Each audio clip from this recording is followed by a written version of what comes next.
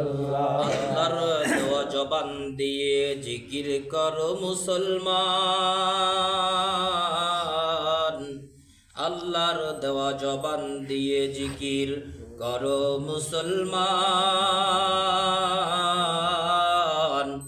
দুনিয়া ও আখিরাতে শান্তি যদি চান, লা ইলাহা ইল্লাল্লাহ, জোরে জোরে লা ইলাহা ইল্লাল্লাহ, লা ইলাহা ইল্লাল্লাহ, মুহাম্মাদুর রাসূলুল্লাহ।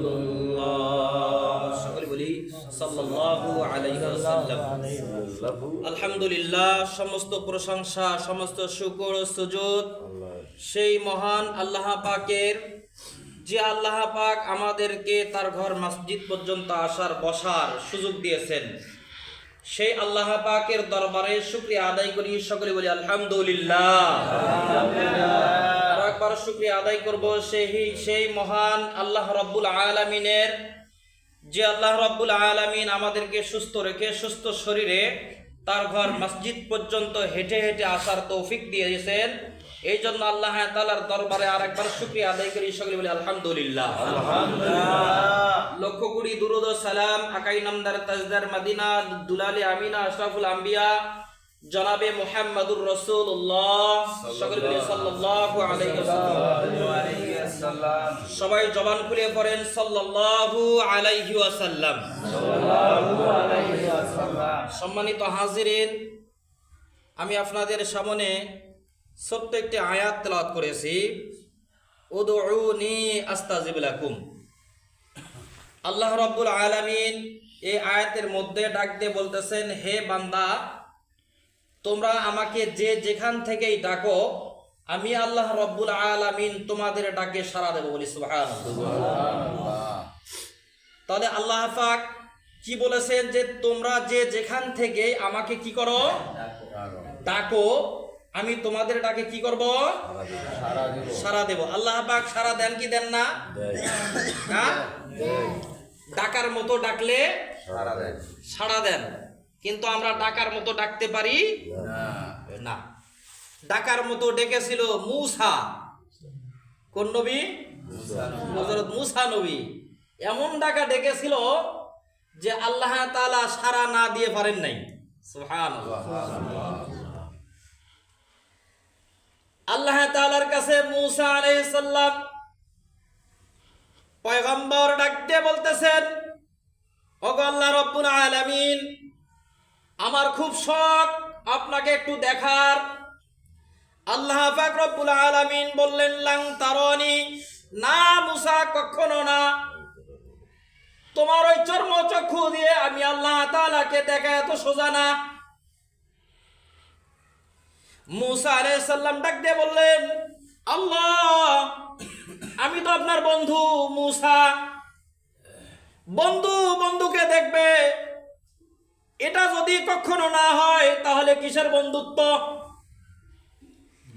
মূসা আলাইহিস সালামের কথা শুনে আল্লাহ রাব্বুল আলামিন বললেন, হে মূসা, তোমার সঙ্গে আমি পারি না। আরো যত নবী کرام, যত রাসূল ছিল, সবগুলোর সঙ্গে আমি পেরেছি, সবগুলো আমার কথা শুনেছে, কিন্তু মূসা, তোমার সঙ্গে আমি পেরে উঠতে পারি না। কারণ তুমি যে সমস্ত জেদগুলা করো, যে সমস্ত তোমার মনের আশা, এই আশাগুলো পূরণ না করা পর্যন্ত আমি আল্লাহ রাব্বুল আলামিনের কাছেও ভালো লাগে না। সুবহানাল্লাহ। মূসা ডাক দিয়ে বললেন, হে আল্লাহ, আমি কিচ্ছু বুঝি না, আমি আপনাকে দেখতে চাই, এটা আমার মনের আশা, আপনি দেখা দিবেন কিনা সেটা বলেন। এরকম লোক আছে না? আছে দুনিয়ার মধ্যে, যে এমন বন্ধু বানায়, বন্ধুকে বলে, বন্ধু আমি কিচ্ছু চাই না, আমি শুধু তোর চেহারাটা দেখতে চাই, তুই খা আর না খা এটা কোনো আমার বিষয় না, কিন্তু তোর চেহারাটা আমি দেখবো, এটাই আমার মনের আশা। দুনিয়ার মধ্যে এমন বন্ধু নাই? আছে। এইবার মূসা ডাক দিয়ে বলতেছেন, ও দেখব, আপনি দেখা দিবেন কিনা এটা বলেন। আল্লাহ রাব্বুল আলামিন বললেন, হে মূসা, আমি তো তোমার সাথে পেরে উঠতে পারি না, অবশ্যই তোমার সঙ্গে দেখা দেব। এর আগে একবার মূসা আলাইহিস সালাম হাতের লাঠি দিয়ে ছাগলকে অথবা দুম্বাকে পাতা পেরে খাওয়াচ্ছে। এমন সময় আল্লাহ তাআলা ডাক দিয়ে বললেন, হে মূসা, তোমার হাতে ওইটা কি? মূসা ডাক দিয়ে বললেন, ও রব, ও আল্লাহ, আমার হাতে যেটা আছে এইটা দিয়ে আমি পাতা পারি, এইটা দিয়ে পাতা পেরে আমার ছাগলকে খাওয়াই, আমার দুম্বাকে খাওয়াই। মূসা বলতেছে না আমার হাতে লাঠি, এটা বলতেছে না। কেন বলতেছে না? যদি মূসা আলাইহিস সালাম বলে, ও আল্লাহ, আমার হাতে লাঠি, তাহলে কথা ওখানেই শেষ।